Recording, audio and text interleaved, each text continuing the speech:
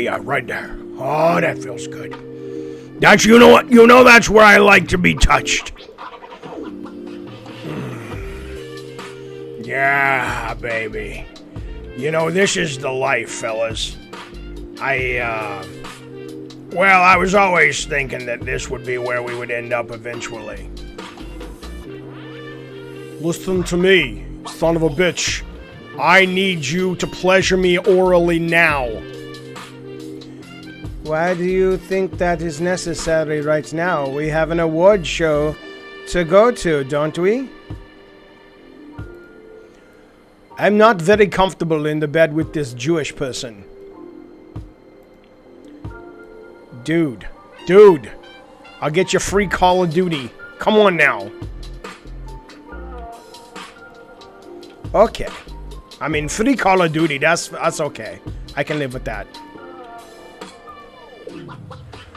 Do you think we should start the show? Wait, that's not my accent. I didn't kill myself, you know. Well, of course. I don't know why my voice keeps changing. We will begin the show in just a moment. I just want to make sure everyone is here.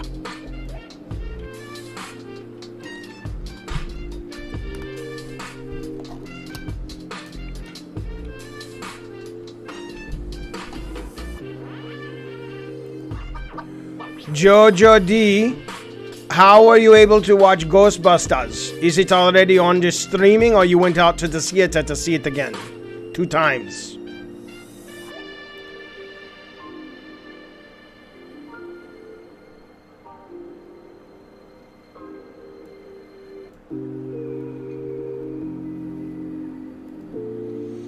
I would like to talk about my creative company and about all the things we do in the French time. You get over here and you show me where the horse bit you. I get so tickled when you talk about things like this. Fellas, are we ready? Are we ready to begin the Gabbin' in the Games the Gabbin' in the Games show? This is the award show for 2021. I appreciate you being here. I appreciate you being here too. I'll kill you if you cross me. I'm French. I have nothing with these people. I just like the idea that they're all in bed together. Let us begin the show, shall we? Let me make sure. Rob the Mod, is everything going out good? There you go, Quigs. How you doing, buddy? All right, here we go. This is officially the start of the show.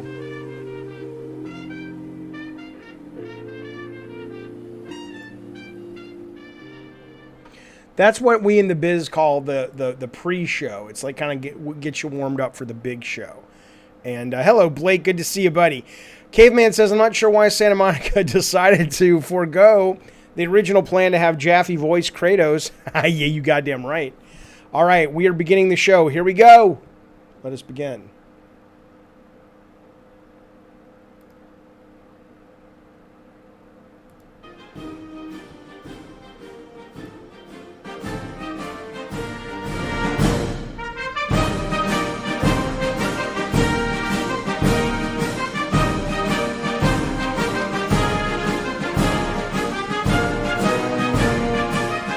Yes, chat is members only, but everybody can watch it.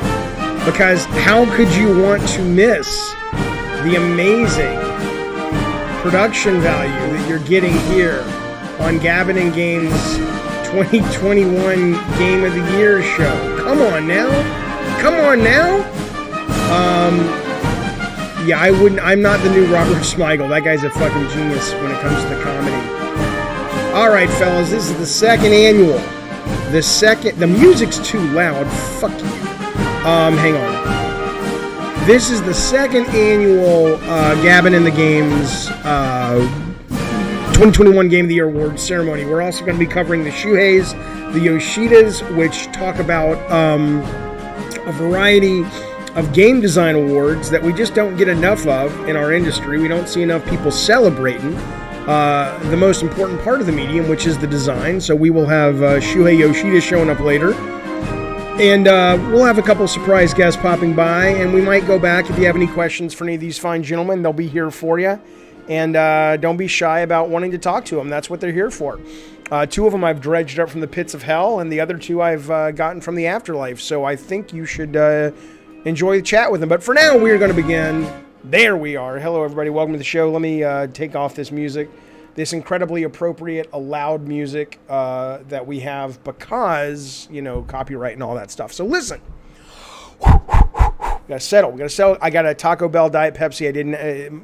My assistant, her sprained her ankle, so she's coming back tomorrow. I don't have any Diet Coke, so I had to order Taco Bell. It's a pathetic, horrible addiction.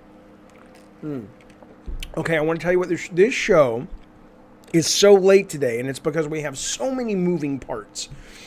And they're all, this is going to go off the rails almost literally because we have a little train track down there. And the cocaine hasn't kicked in yet. That's not really true. I don't do cocaine, but I did take some Adderall earlier because I have ADD. So let's focus. Was the stream delayed because you were waiting for DoorDash, says Spazbo? No, it was not. The stream was delayed. Excuse me. The stream was delayed, because you'll see in a minute, there's all these fucking moving parts, man. And again, the phone lines are open. If you want to call in and take part in the show and give me your thoughts and your opinions, we can do that. Hang on, I got like an ace hair in my throat. Hang on, this is going to be gross. I'm going to turn off the mic.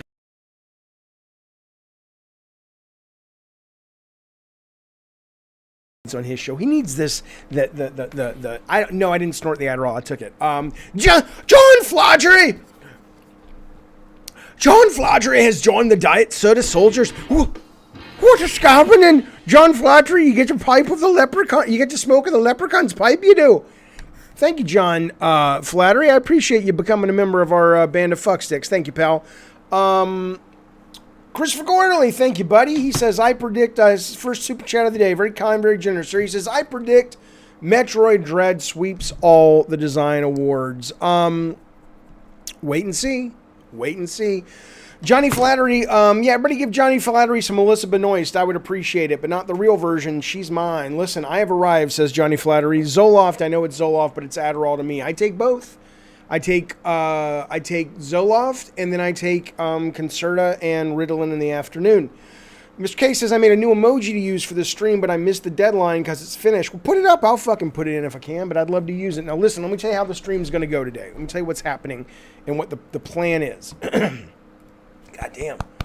Do you know what? Oh, I see it. Oh, look at that. Oh, that's great. We'll put it up later.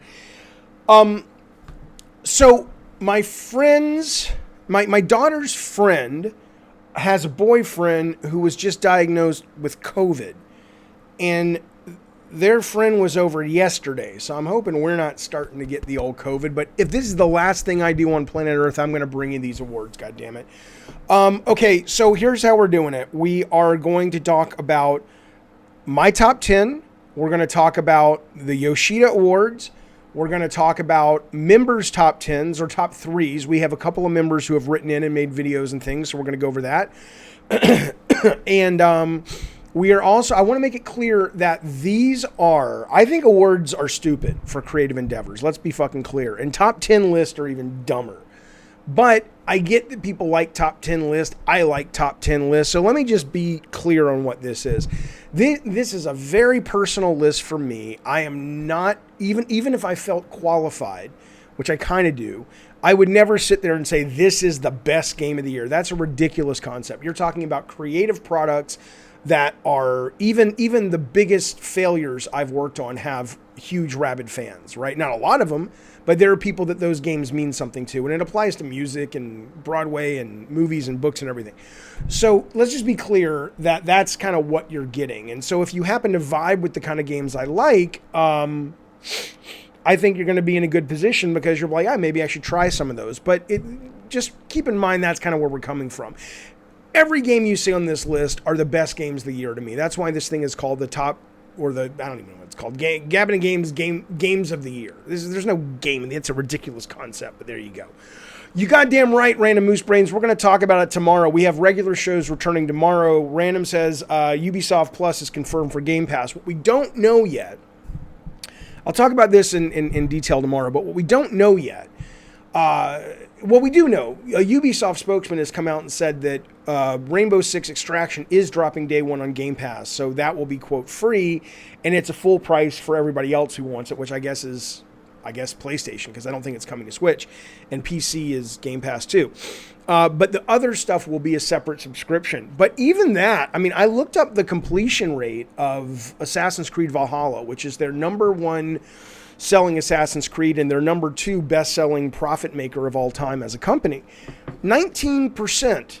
19% is the completion rate of Assassin's Creed Valhalla. Now, it's a huge hit, and I know there's a subset of people who want to own the games. But remember, you're talking about most people when GameStop was ruling the roost and they were buying used games and selling them back. Most people don't care about owning their games.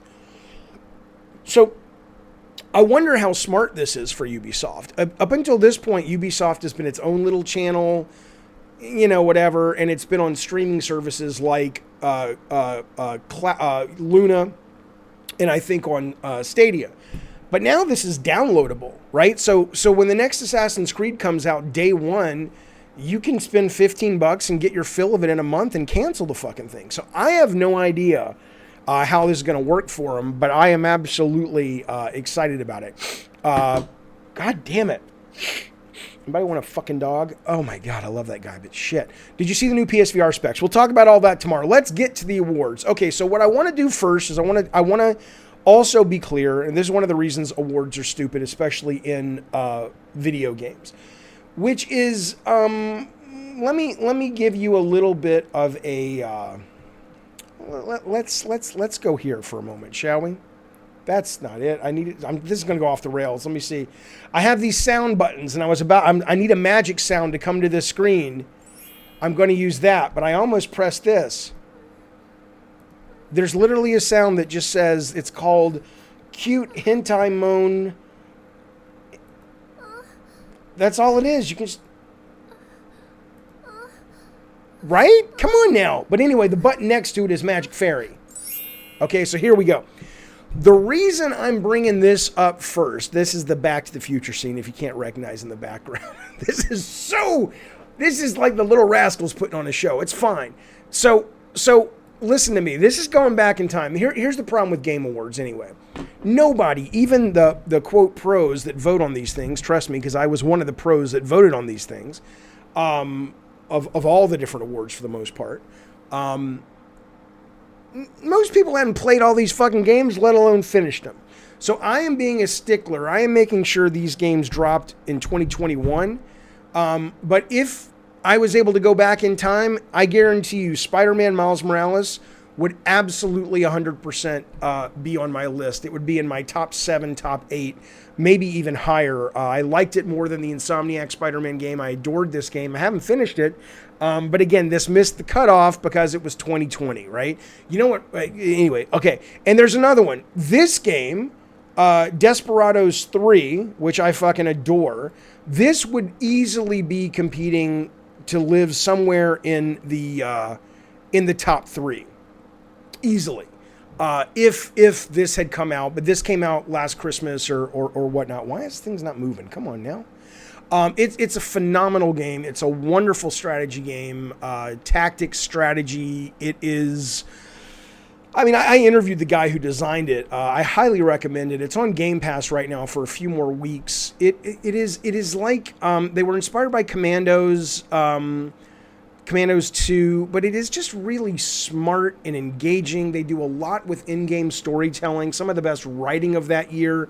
They never got a nomination. They never got a nod. They never got any kind of, kudos for it. Some of the best game writing. I don't mean this bullshit of cutscenes. Some of the best in-game, moment-to-moment gameplay writing was in Desperados 3. So both of these would absolutely be in my top 10.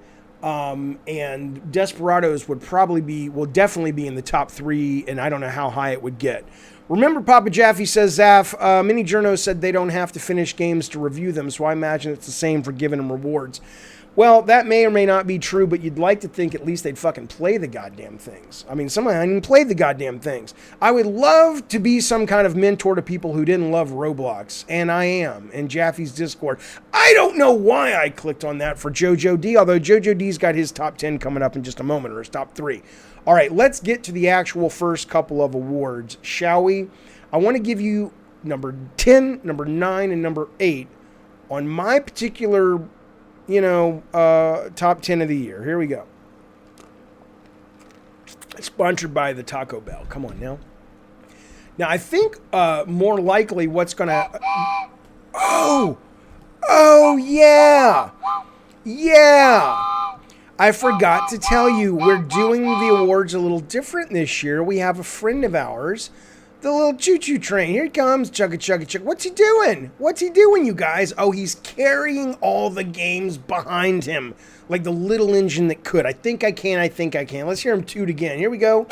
Oh, here it comes. Chugga, chugga, chugga, chugga. He is bringing us game number 10, and here it is right here. It is number 10. It is Century Age of Ashes. Let me go over to the other screen. And the train, he has to kind of make a second appearance on that train, too. So here he comes. Here he comes, number 10, Century of Ashes. Let me show you this game. This game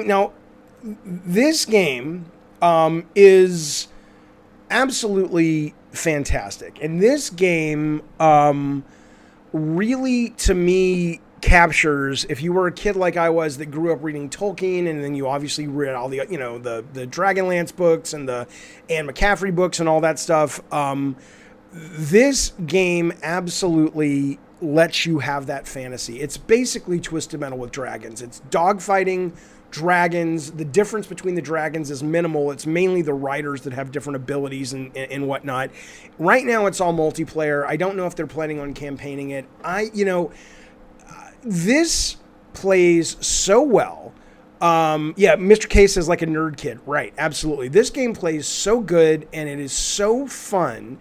And fast and easy and arcadey, but still there's depth there, and there's a lot of cool modes, and the differences between the riders really do make a difference when you're playing. This is coming to consoles later this year.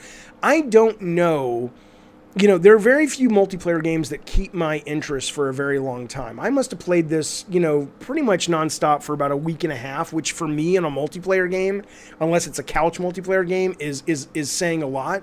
I just thought this was fantastic. I don't plan on coming back to it until they add some new modes and new levels, because there's just too much other stuff to play. But it is absolutely fucking phenomenal. Kind of reminds me of Panzer Dragoon, but not on rails, says Zaf. It is exact. Yeah, I mean, it controls a lot better. It is the fantasy that basically a lot of us nerd kids had, and you get to actually have it. Again, it's on PC right now. It's supposed to come out on console later in the year. I highly recommend it. My number 10 is God damn it, what's it called? Century Age of Ash. Terrible title, don't you think? Terrible fucking title. Did you play Ghost Tsushima Legends at all? I did, John Flattery. I liked it a lot, but it didn't really... I mean, I really enjoyed it, and I loved the single player, but it didn't really catch me like this game did. All right, so this is that's number 10. Let's move on. I'm not going to overdo it on the whistle. It's just a fun button to press. Here comes number 9 coming down the tracks. Chugga, chugga, chugga, chugga, chugga. Oh, my goodness gracious. It is... Okay, Okay. It is Ratchet and the Clank. Okay, Ratchet and Clank, which we all know. This game is a goddamn delight. Now, a lot of people have this game higher. I will tell you something. This game to me is really a perfect game. It is a perfect video game. And somebody would say, well, why isn't it higher? It doesn't do much new, right? It doesn't do anything all that interesting. It takes the formula that Insomniac has been perfecting for decades. I think it's decades, but certainly 15 years. And it absolutely smashes it out of the fucking ballpark with visuals and storytelling and gameplay. There's nothing innovative about it in terms of the game design or the experience. It's very, you've been here before and had this experience, but it is so incredibly polished and fun and engaging and varied. The other thing that's really cool about it, and we'll be talking a little bit later in the show about the SSD, is it's the first game I've played where, and again, you guys know who watched the stream, I'm not a big cutscene guy, but it's the first game I've played where cutscenes blend seamlessly in and out of gameplay. And I don't just mean that just from like a technical, in that cool. I mean, it's the first game I've played where it doesn't feel like, okay, it's a cutscene in engine and now it's in engine gameplay. It feels, I think it's because everything can load so quickly, or I think it may be, but I don't know what it is. I know one of the guys who worked in the game did a talk about it, but it's something about when you go into a cutscene, there's not a stutter, the character doesn't have to reposition on the ground. It's all these little subtle things that most games have to do to play an in-engine cutscene that this game doesn't have to do. And in that, it really is the first game I've ever experienced that feels like I'm playing a cartoon. And I don't mean that like Cuphead or anything. I don't mean art style. I mean like it feels like I'm living inside this really cool story. The writing, the first act is like, I didn't care for it. Once it gets rolling with the second and third act, it's really fucking good writing. It's a well-written game. The characters are great. Absolutely fucking loved it. I did play Metal Gear. Spaz says you never played Metal Gear Solid 4. Cutscenes, game blended cutscenes into gameplay seamlessly. I did play it. I don't agree with you on that. I'll make a video about it separately, but it's I think it's like Metal Gear was like I'm walking, and then yes, it would cut to another angle, and I'm in a cutscene, and there was nothing to break the flow. This does something different, and I'm not entirely sure what it is. But I very much did. You know, I loved Metal Gear 4, one of my favorite Metal Gear games. But it was, it did. I could tell I was going into a cutscene. All right, this is number 9 of my top 10 of the year. All right, number 8. I'll just do the choo-choo sound because it's fun. Choo-choo. Isn't that great for me? Okay, number 8 is Hot Wheels Unleashed. This game caught me very much by surprise. Hot Wheels, right? I mean, it looked like just a cheap license knockoff, and I'm showing you pre-alpha footage because that's most of the gameplay I could find. You know, and by the way, Spaz, our very own Spaz, is like, you really shouldn't take gameplay from other people, even if they're just recording gameplay, because without giving them credit and all that stuff. And I didn't have a way to do that on a show like this. So all of this is directly from the publishers. But this was pre-alpha that had most of their gameplay.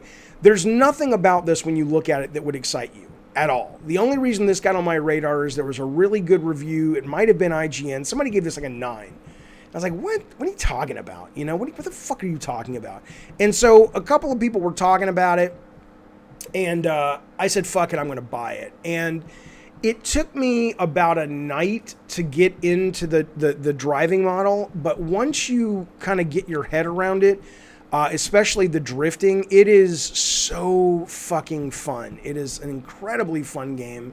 It is incredibly addictive. And then on top of it, I didn't think they did that much with the miniaturization. I really love micro machines and shit, and I was hoping to get more of that. but they have it's like Funko Pops. They have all the rights to, like, you know, the DC characters and the WWE and Street Fighter, and so they're consistently bringing out new cars. I have a Superman car, a Wonder Woman car, a Cheetah car. It doesn't really affect gameplay, and honestly, when you're driving that fast, you don't really notice it. You're focused on in front of you, but it's still pretty cool, and they're supporting it. You can build your own tracks, which really, for me, isn't something I'm going to do, but, you know, that's pretty fucking cool. So and I think you can also, is this one where you can customize? I don't remember if can you customize these on your own? I don't remember. I'm kind of getting that and Forza mixed up. No, I think you can't, but you can get them from you unlock them and shit. Spaz says, from the first gameplay reveal of Hot Wheels, I was hooked and waiting forever for this to come out. See, I didn't feel that way about it. I was just kind of like, but then when it came out, it was absolutely fucking great. Okay, so Mr. K is saying, yes, you can, you can do your own cars. Okay, very, very cool. All right. So what we're doing now, we're going to take a little break from the top 10. We are going to move over to what I like to call, because that's the name of it, we're going over to the Shuheis. Okay, and we're going to, Shuheis are basically, if you don't know, the Shuheis are an award that we started last year that said, look, we want to celebrate the games that have great design, and we want to call out design. And so many, I mean, Keeley's Award doesn't even have best design. Think about that for a minute, right? The DICE Awards may have best design now. I mean, they might not, though. I have to go back and look.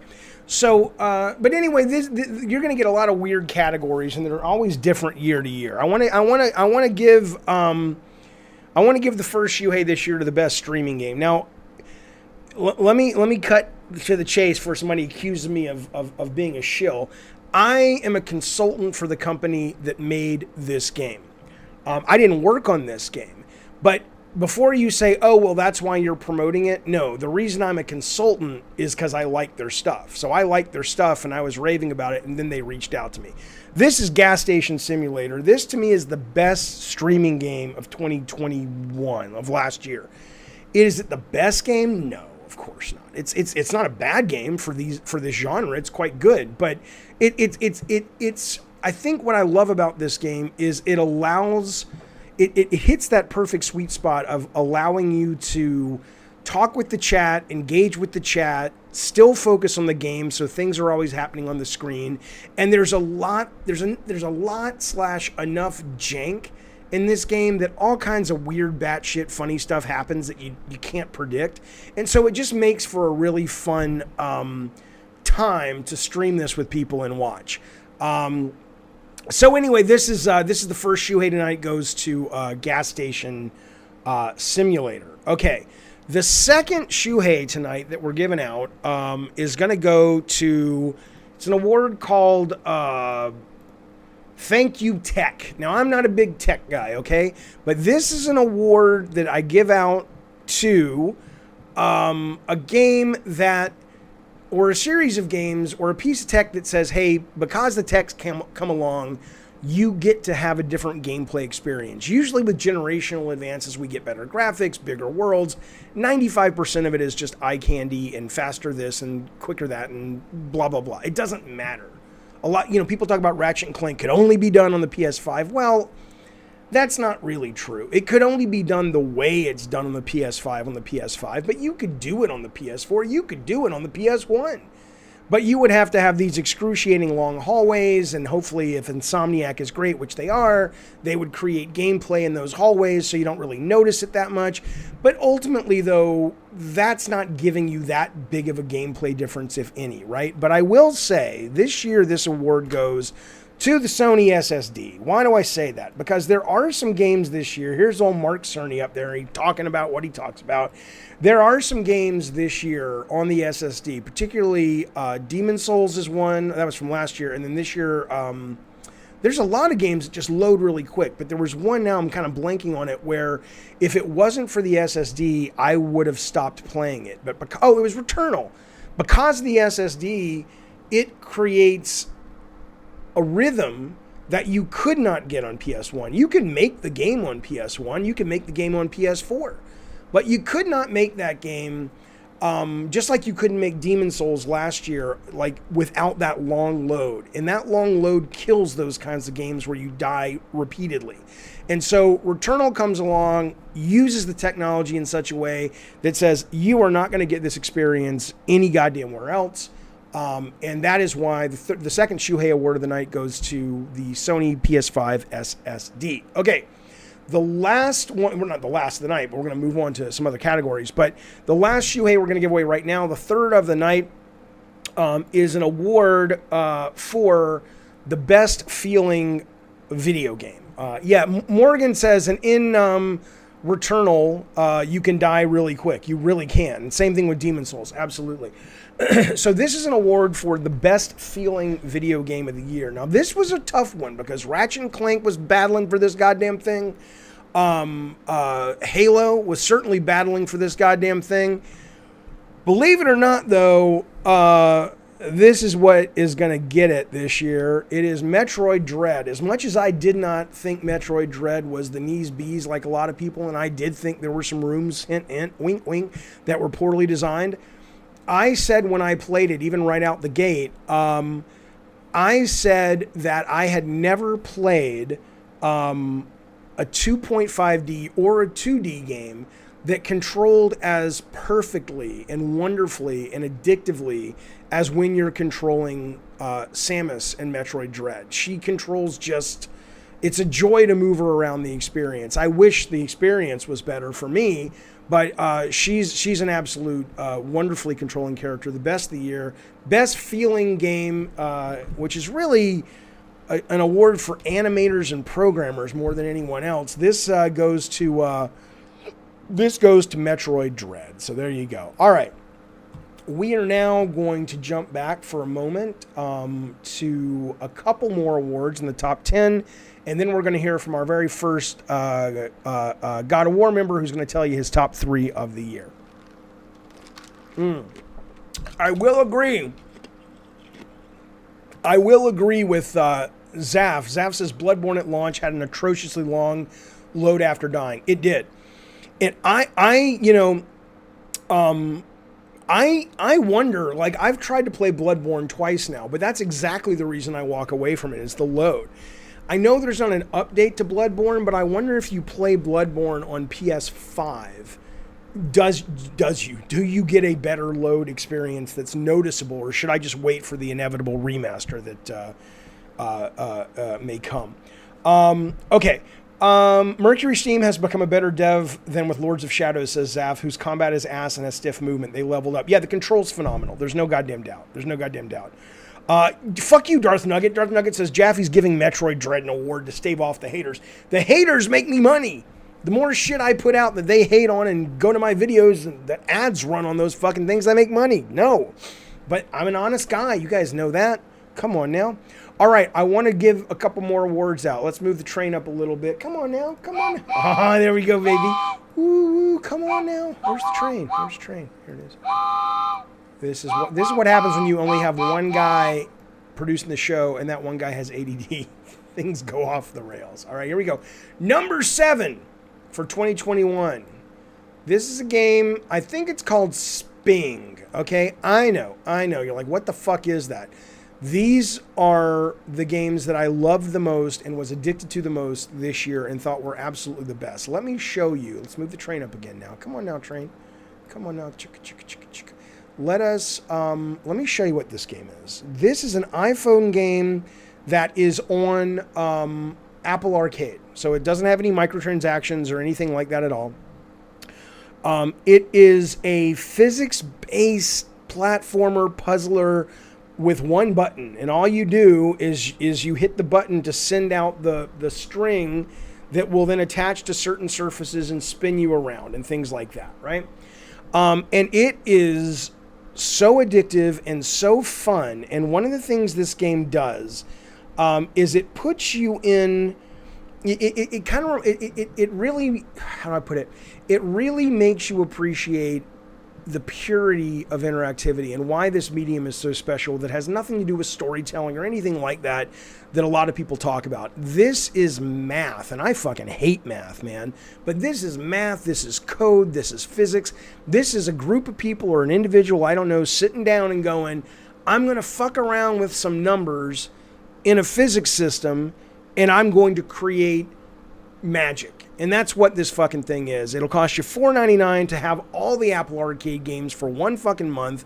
If you like games, if this looks like might be your cup of tea, and I finished this fucking thing. I got 100% on every single goddamn board, which should let you know how good it is, because y'all know my ADD doesn't allow for that the vast majority of times. But I finished this motherfucker at 100%. It's delightful. It is called Sping. It is the number 7 game of 2001. I think it is called Sping, but they have I don't know what they do with it. All right, let's move on to the number 6 game of 2021. Do I hate math because it's racist? Darth Nugget said. Well, sure, of course.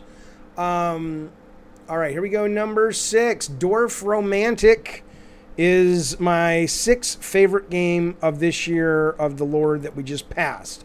This game, how do I put this? Let me talk about this game for a minute. This game, I think it's only on Steam at the moment or only on PC. It was made by, I think, 4 guys just out of college. It is the most comforting game and chill game. There were some times, I think this was over the summer, that I was having some real stressful shit going on. Nothing crazy or anything. Nothing like, that just, I'm not going to say like, oh, my dog died. It wasn't anything, but it was just like a really rough couple of weeks that I had to manage shit. And this was my, this was my, not salvation, but this was my escape.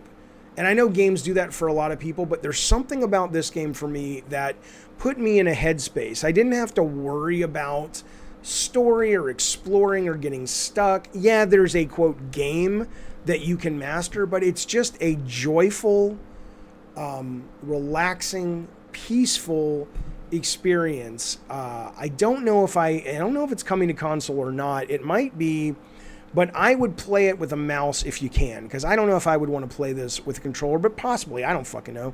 But it's phenomenal. It is Dwarf Romantic. It is my number 6 game of the year. Now is the time in the show where I want to bring your attention to some of our members. This is one of our God of War tier members. This is Random Moose Brains. Now, Random Moose Brains says, Jaffe, I'm going to show you the real top 3 of the year. Here we go. I'm going to turn off my mic. We're going to listen to him loud and clear. He's decided to come out and give us his top 3 games of 2021. Here we go. Random, take it away. Nope, that's not the right place to take it away. Come back over here. Hang on now. Jaffe, you old so-and-so. He's going to take... God damn it, Maverick. Hang on.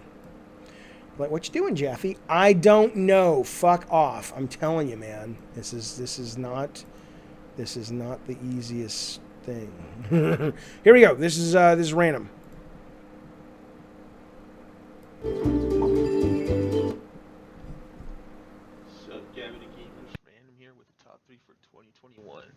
Starting at number 3, Forza Horizon 5.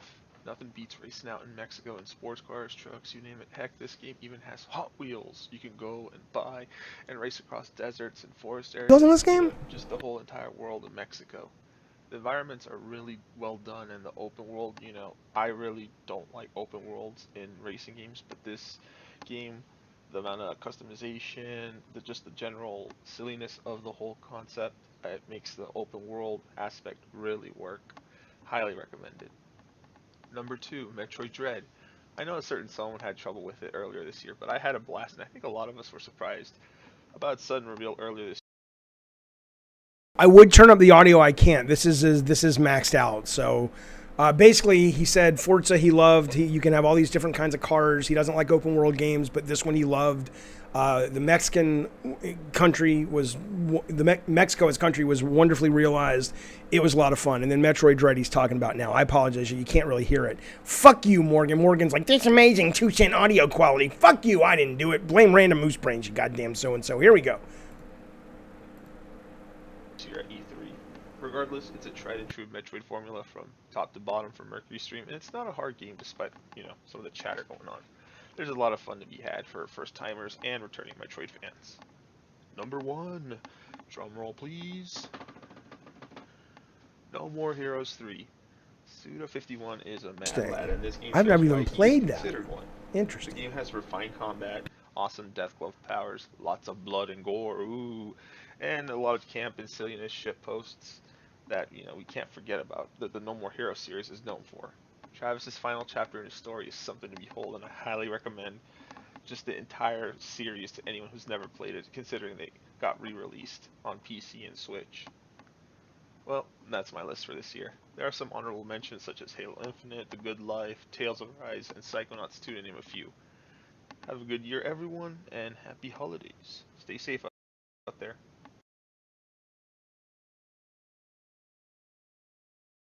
She gave us a little happy holiday at the end there. Hello, Ryan Butcher.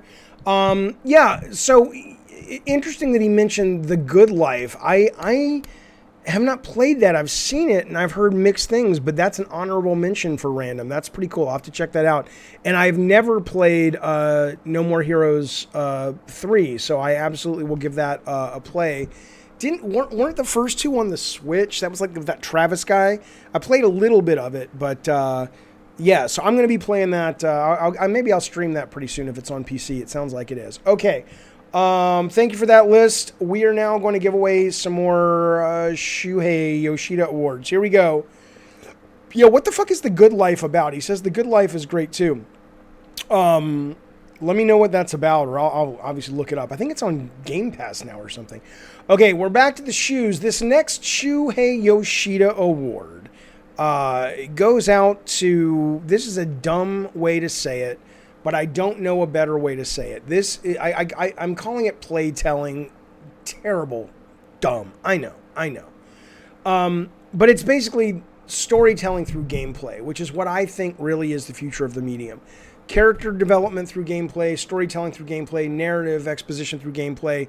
That is when the medium is at its strongest. And obviously, this year, people who are into this are talking about, understandably so, whoa, that's too loud, is the fantastic game Unpacking. Unpacking, we talked about last year. In fact, last year Unpacking was my number 2 game of the year, and it was simply a demo, right? That's how great this game is.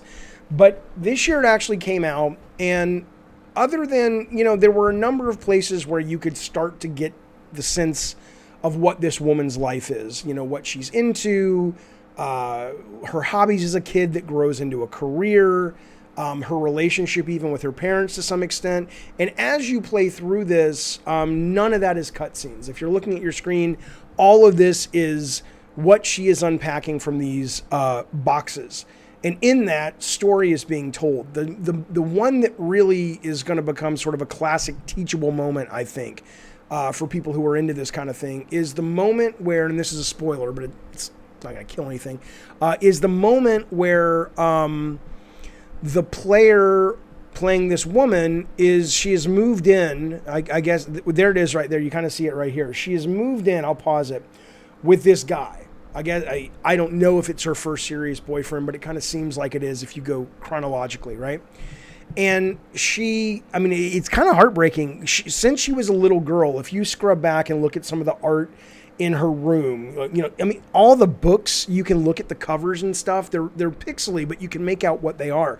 She's got art books. She's got these kind of armature art models that she uses. She's got markers and pens and paints all throughout her life, right? So it's very important to her. You know that. And that's what she decides to become professionally, or at least go to school for. So she moves in with this guy. And one of the things that she unpacks is a diploma from an art school. And there is absolutely there's nowhere to put the diploma. The way the level has been designed, there is nowhere in the level to put that on the wall or anywhere else. The only place that you can put it is under the bed, right? And it's so fucking brilliant, because it's just like, what more do you need to know about this guy that she's moved in with? She moves in with the guy, and he hasn't moved any of her stuff. It's not like his stuff. It's not like he's made a space for her, right? And the one thing that has clearly been the most important thing in her life, he won't even make space for her. Like, you can't even hang the goddamn thing in the bathroom, right? It is really sad, and it is really powerful, and there's no cutscene, there's no mocap, there's no celebrity voice actor or actress, there's none of that. It's just the medium doing what it does best when people really understand how to harness its power. I wish... Darth Nugget says, do you get to pack up her things when she dies? No, I was kind of hoping it would go all the way through that. I was kind of hoping it would move through her entire life. Maybe that's the sequel. But no, it doesn't go that far. I kind of get the sense it stops when she's like in her mid-20s. Maybe a little older, but it's really great. And this has the best. There were some games, like Desperado did a great job too, although that was last year. But this to me gets the shoe for the best playtelling of 2021. It is fucking phenomenal. Okay.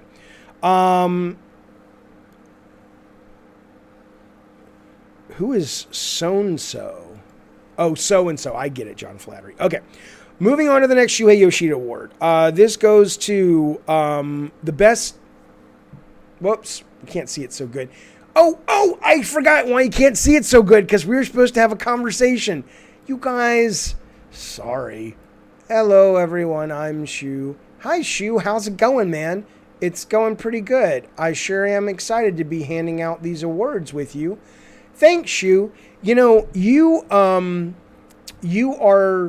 always very honest when you critique people's games, but underneath that, which is good, which is necessary for your job, of course, but underneath that, it's clearly is a guy who adores the medium. That's right, Dave. I love games when they're well made. Not like Drawn to Death. All right, Shu, give us the next award. What do we got? Okay, so this is for the most fun play mechanics of the year.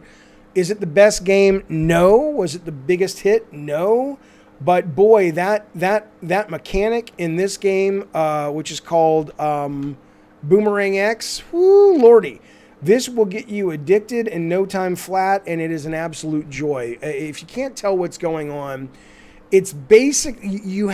Frankly, it's the axe in Drawn to Death that Alan had that he throws the axe, but it's done much better. But you throw this glaive, and whenever you hit the button again, you will teleport to where it is. That's kind of the gist of it, right? But you can also slow down time. So you get to a point where you are able to stay in the air indefinitely if you're good at it. And this is on, I don't know if this might be on Switch, and I think this is also on, I know it's on PC. I don't know if it's on the other systems, and I don't know how well it plays without a mouse, but it is really a super fun mechanic. I'm surprised this game did not do better than it did, or at least maybe it did fine for Devolver, but I'm surprised that I didn't hear more people talking about it. But it's a great deal of fun. This is Boomerang X, and it is the most fun play mechanic of 2021, in my opinion. Okay. The last shoe we'll give away right now, and then we'll give some more away in a minute. Go away, shoe. Hey. Is the coolest world. Now, what do I mean by that? What I mean by that, hang on a second.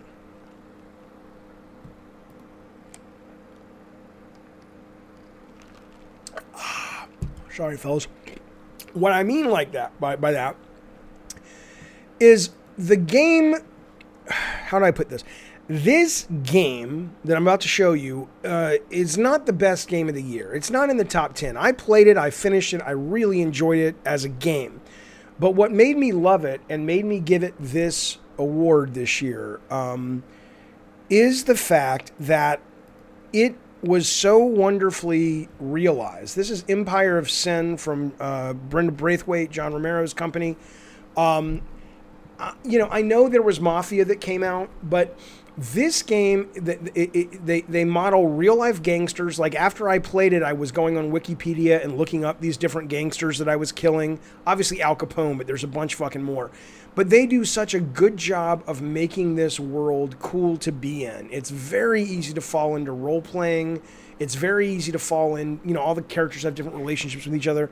it's very easy to really just get lost in the Untouchables gangster fantasy. So the game itself, like I said, I really enjoyed the game, and I enjoyed the combat. It reminded me very much of an old classic game, which I adore, called Jagged Alliance. But I know, the critics weren't very kind to it. I don't know how well it did. It just came out with some DLC, which I need to get and play. But I loved playing the game. But more importantly, I thought that the world, being in this world, was really fucking cool. So I enjoyed it a great deal. And I remember tweeting out about this. I found it fascinating that I'm playing this game, and there's a boss we have to go take down, and I decided to go online and look him up, and it turns out that obviously he's a real dude, right? And of course, how do I put this? So what was interesting to me about this, let's move the train a little bit. What was interesting to me about this was that if you went back in time to when he died, which I think was like 1910 or something, and you said to this guy, hey man, in 100 years or so, 110 years, there's going to be a video game. Let me tell you what that is first. And you are going to be in it, and we are going to get to kill you, and they're going to model you off photographs of the time. It's just amazing that was happening, that this was a real guy. I mean, it really got me immersed in this world. I loved it.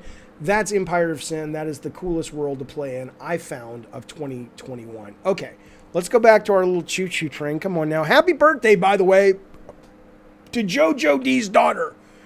She's 15. It goes fast, Joe, don't it? God damn, it goes fast. Well, I know you enjoy time with your kids, as you should. A lot of people let it go, but it's cats in the cradle, baby.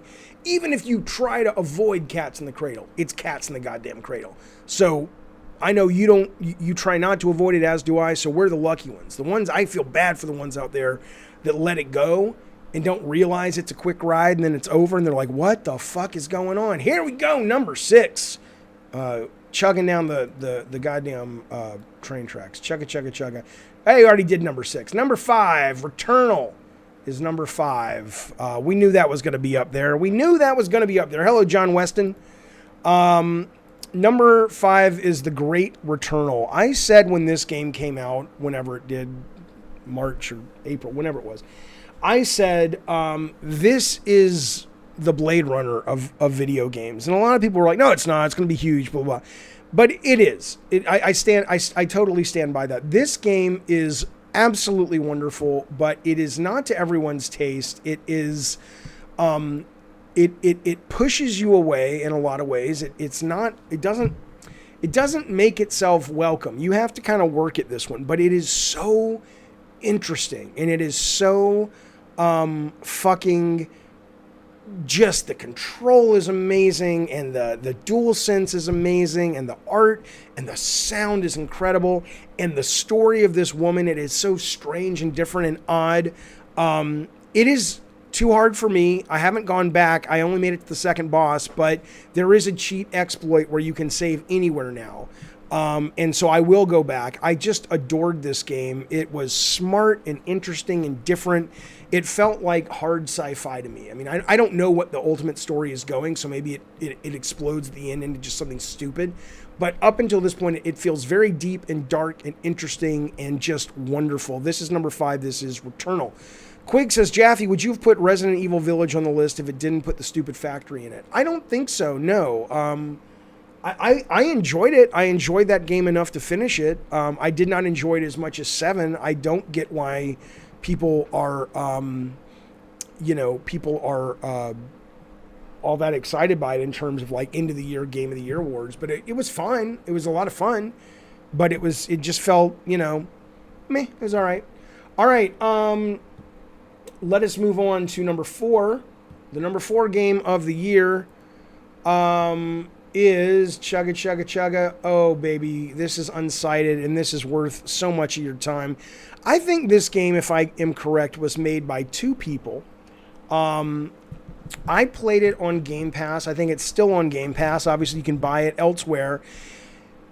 Let me articulate this, because there's nothing you could see looking at this game that would indicate it should be this high on the list, right? And there's nothing in the pitch. Hello, George Jorge Padua. I can't tell you what the number 1 or the number 2 or 3 is yet. You'll find out, sir. But I will say that, yeah, there's nothing that you look at on this that makes you say, oh, I get why Jaffe's ranking this as high as he is. It's only when you play it and they use very traditional mechanics. It's that the puzzles and the combat are so interesting and so fresh based on relatively, really archaic mechanics. I mean, it looks like a 16-bit game, and in a lot of ways it plays like one, but it absolutely engages the fuck out of your mind. It is interesting. Now, there is a weird mechanic about dying, which I got really frustrated with because I didn't understand that if I ran out of time, there's like a meta timer. If I ran out of time, I thought it would just kill me and I could restart, but I ended up dying and the whole game ended. And I had to go back and play it again from the very beginning. And I was probably about 90% through. But that's how much I loved this game, that I'm probably about 70% back to where I was. That not only was I going to finish it, not only did I get 90% of the way through, but when I fucked up because I didn't understand the mechanic and I had to start again, I started a fucking again. It is so... Oh, there's Joe's. We got to get back to Joe in a minute. Sorry, Joe. It's phenomenal. It is called Unsighted. You mentioned the same archaic mechanics in a God of War Dragon boss. Seemed to be strange as it mixed with gorgeous visuals. Dragon boss? Oh, I know what you're talking about, but I don't remember specifically what it was. Morgan says it's like Crosscode, but better. Yeah, I played Crosscode, and I liked it, but I didn't play it for very long. This absolutely got me in the nether regions. I don't know what that means. Saint.com, thank you, buddy. Sanu.com, he says, I appreciate the super chat. He says, Returnal audio visual masterpiece of synthesia. I don't really know what that means, but I appreciate the super chat, and it sounds like you love the game just like I do. And in that, we're pals, buddy. We're gonna go to the sock hop together. Great question, Saint.com. What was his question? Where did his question go? I don't know where it done gone. What was his question? That wasn't a question. That was, I don't understand, Joe. I'm losing my goddamn mind. Okay. The pick up the orb and throw it at his feet, then attack him, very simple. Oh, you're talking about the boss in God of War. Okay. John says, I don't know what it means, but thanks, love it. Yeah, I have no idea. Let's move on. That's number 4. These are JoJo D's top 3 games of the year. He is one of our members, and he says, Jaffe, I want to jump in there and have a say. And I says, not a problem, pal. Let's see what you got to say. So this is what Joe wants you to know his favorite games of the year were. Here we go. Let's turn the train off so we can see the whole goddamn thing. Train will be back. Don't worry. Don't you guys cry. What the fuck is going on here? Well, this is JoJo D's top 3 of 2021. What the fuck is a JoJo D? Number 3 is Ratchet and Clank. Ratchet and Clank happens in my diapers. Yes, but we did charge $70 for that game. Fuck you, $70. Number 2 is Deathloop. What the fuck is a Deathloop? Doesn't sound good. Deathloop is kind of like Groundhog Day. That fucking sounds stupid. What the Number 1 game is Guardians of the Galaxy, which will be on Game Pass shortly. I fucking hate Game Pass. I hate Game Pass as much as Jackie hates that room in Metroid Dread. That was funny. I love Dave Jack. Dr. Awesome. Very, very nice. Thank you, sir. Wait, are you serious? That's coming. I love your top 10 list, your top 3 list. That's coming on Game Pass? When did that get announced? That's awesome. Okay, well, there you go, JoJo D. Thank you so much, sir, for bringing out the execs and everything. I very much appreciate it. Oh, look who's decided to join us. JoJo D. Thank you so much for including me in your show. I appreciate it. I don't feel I get the credit I deserve most days. Don't you agree, Jojo D?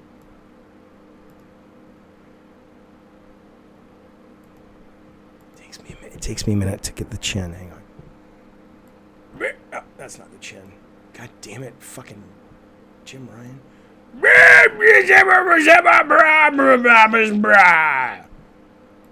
There you go. Thank you, Jojo D. I appreciate it, pal. If it's going to go to Game Pass, might pick it back up. Yeah, I enjoyed it. We'll be talking about Guardians in just a little bit. Thanks, Joe. Okay, let's get back to some Yoshidas, shall we? We have the next Yoshida award is blah blah blah. Where did it go?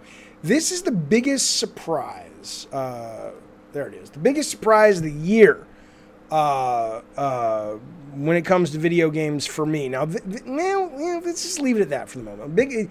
I was incredibly surprised. Blah, blah, blah. No, you're not Jim Ryan, your shoe. Oh, yes, I'm much more mild-mannered. I was very surprised by this game in a great way. This game is Lust from Beyond, which came out in March. And I did not see this coming. What the fuck is a JoJo D? I want a toy that says, "What the fuck is a JoJo D?" Just you pull the string. This is what I thought was so cool about this game, and what I enjoyed about this game was, and I've told this story a number of times before, but I bought it because I was just interested. I wanted to get something stupid to stream, and it was like a first-person porn game, but it had. You could pixel out the porn, so I knew I could stream it. And I'm like, okay, that sounds dumb. Let's get it. And it actually ended up being the first game I had ever played that it felt, I always talk about Heavy Metal Magazine that I grew up with loving. It felt very much like heavy metal in that it really did merge horror and it merged sexuality and it merged just disturbing imagery in a way that you didn't feel like it was someone going, well, I just really want to make a porn game.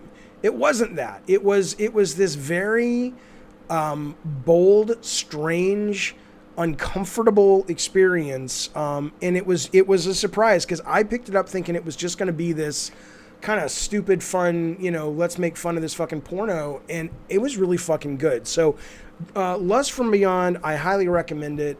It's quite good. That was my surprise of the year. Okay.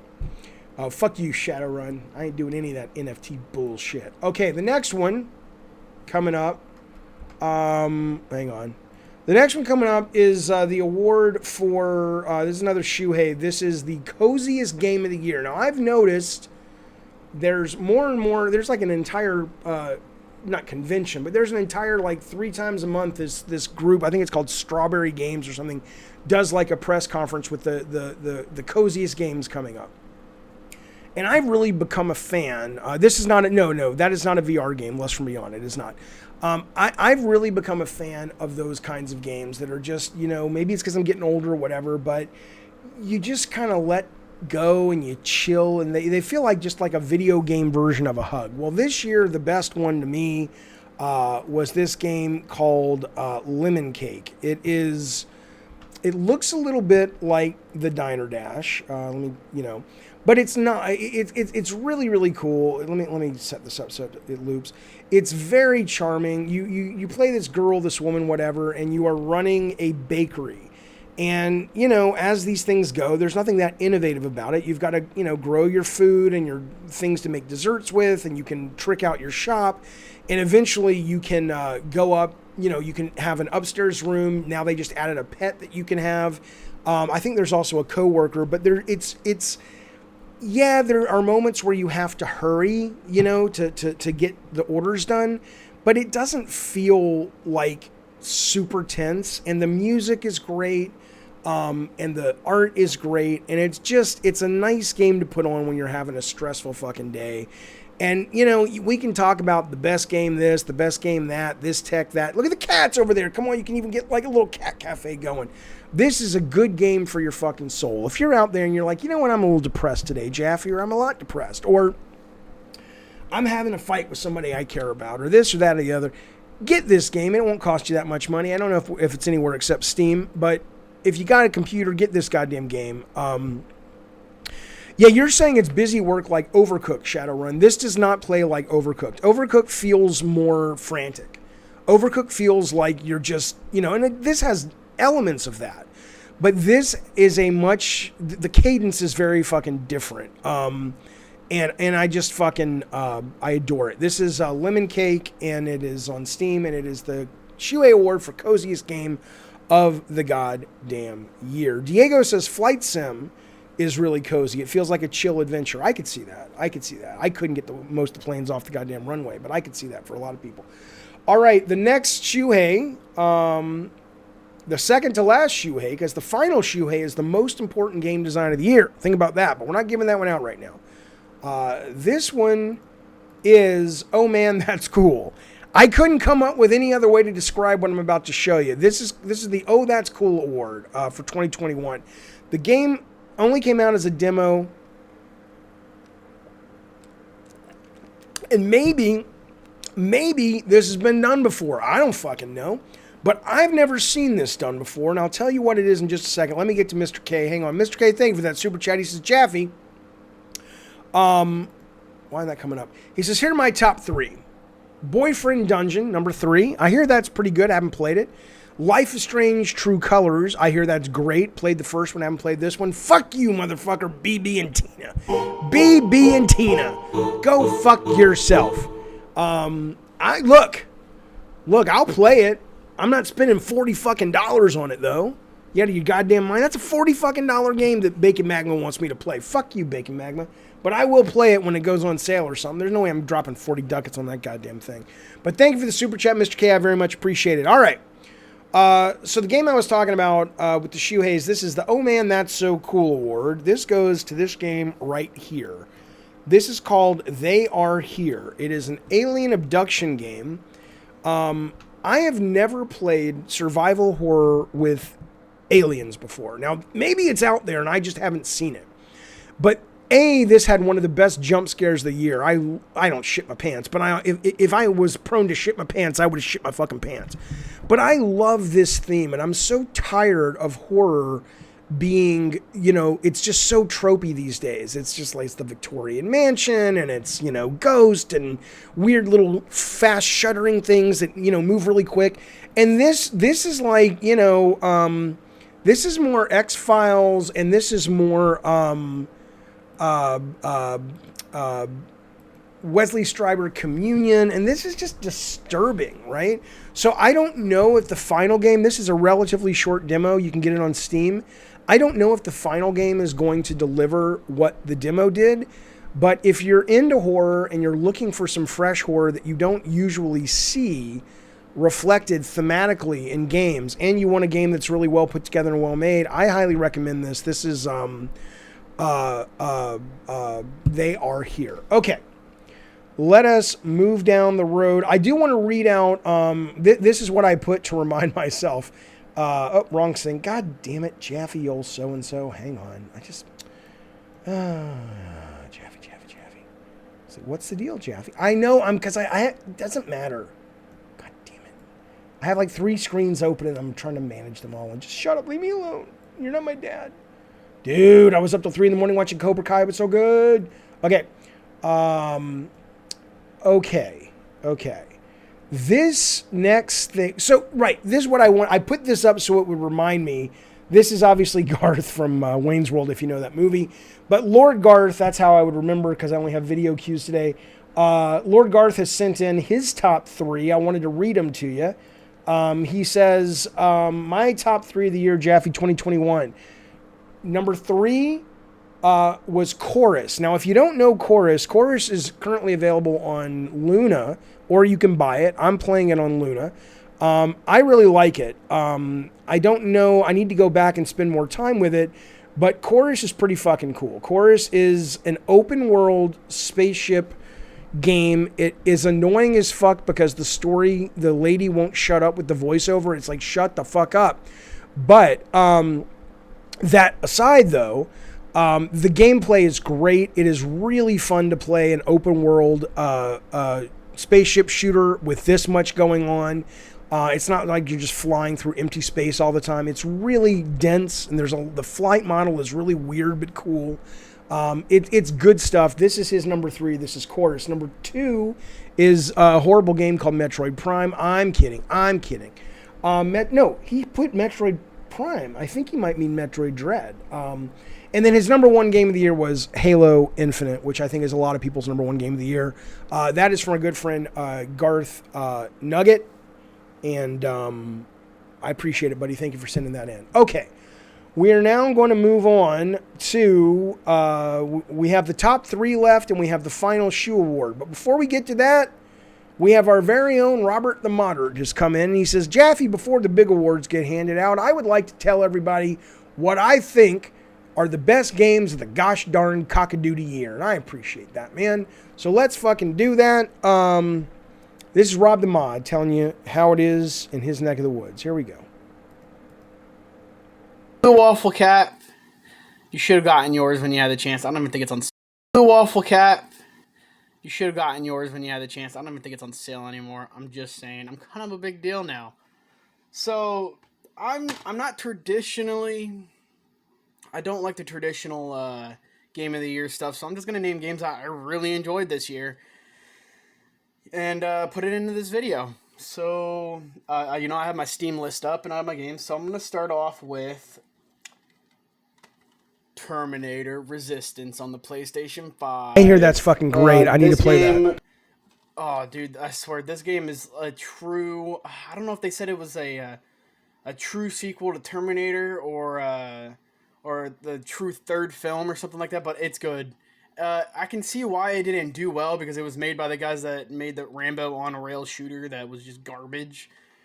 But Terminator Resistance Enhanced Edition, I'm sure you can find it. You can probably find it on the Limited Run. That's where I got it, Limited Run, the website. They were just kind of like selling it.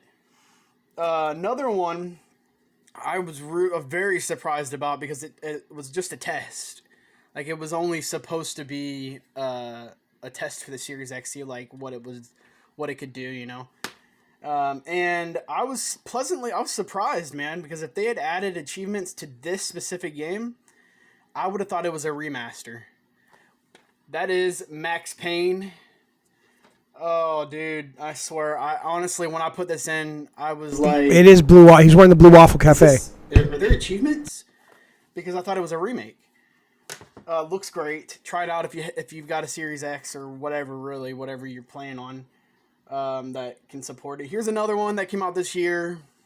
This is the Doom Collection, man. This comes with all 3 of the good Dooms. I mean, there are some pretty good Doom games out there, but, you know, I'm not going to waste time on that. Here's one that is very unique and special. I just picked it up. God, must have been 2 weeks ago, and I just got into it, just started playing it. Observer System Redux, man. I swear that if it's been enhanced for the Xbox Series X. It has a